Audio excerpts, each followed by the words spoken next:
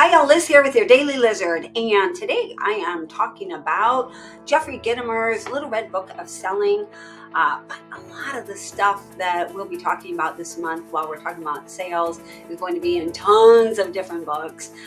None of the stuff that I'm talking about is going to be brand new, something you've never heard before, but I'm hoping to shine a few lights on things in a different way to maybe help you look at things in a new, fresh way.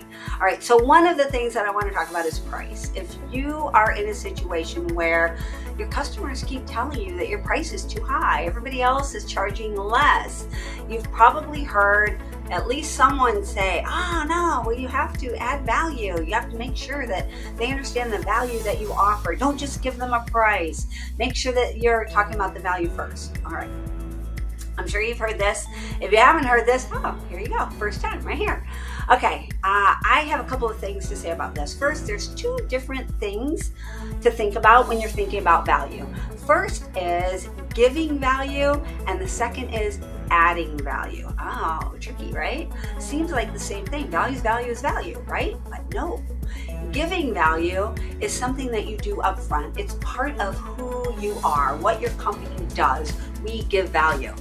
Adding value is something that you add on to who you already are.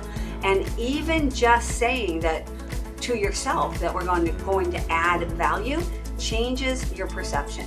You start thinking that your base service is just basic, and you have to add on the additional value.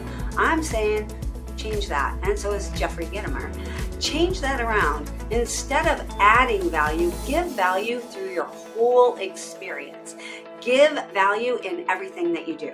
In your sales discussion, in your sales call, your very first interaction, give value. Make sure this person has a good day, has a good experience with you on the phone. If you're not talking on the phone, make sure that you give value, not just tell them the additional value that you're going to add to their service. This is a really hard concept, I know. So let me try and give you an example here. So let's say that you call Company A, and Company A is a vacuum repair shop. And you call and you say, hi, I'd like to find out how much it costs to have my protein vacuums repaired. And they say, well, it depends on what model you have. Oh, well, we have 3 different models, blank, blank, and blank. So, well, model number 1 is usually going to be about such and such, and model 2 is about such and such dollars, and model 3 is about such and such. But we have a special right now. If you bring any vacuum in this month, we give you a free vacuum cleaner bag to go along with your vacuum. And that's for all of your vacuums. You're thinking, oh, okay, well, that's cool. I don't really need a vacuum cleaner bag right now, but it's free and I'm going to use vacuum cleaner bags, so okay, I like it. So that's a value add example. So that person had a basic service and they're trying to basically upsell you with their special offer, right? This value that they're going to add on. Now let's compare that to the company that is giving value all of the time. So you call that company and you say, hi, I'd like to find out how much it costs to have my protein vacuums repaired. And I say, oh my gosh, ProTeams, we love ProTeams over here. What models do you have? Or do you only have one? No, well, we have 3 models, blank, blank, and blank. And they're like, oh, okay, well, that first model that you have, that's an older model. And because of that, it's a little bit trickier. Sometimes it costs a little bit more, but we have so much experience working with those that you can count on the best longevity of the amount of time that the repair is going to last. And those second and third models, those are upgraded versions. They usually cost less because the repairs are not as expensive to do.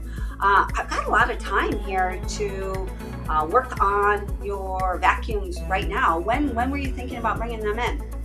And they say, oh, well, I hadn't even thought about that yet. I was just thinking about, like how much it costs.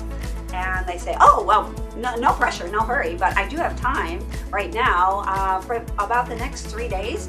I've got a little bit of an opening and I'd love to be able to get those in, get them out to you if they're important. If they're not, yeah, just bring them in whenever you have a chance. Are you seeing the difference in adding value versus giving value?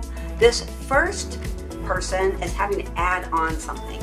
The second person is making you want to go there simply because you are a value-based company.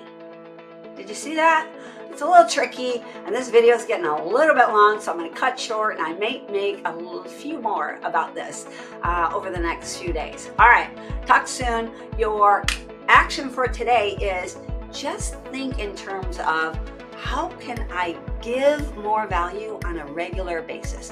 What does that mean in my company for the things that we sell, for the things that we do? All right, that's it for today. Talk soon. Bye.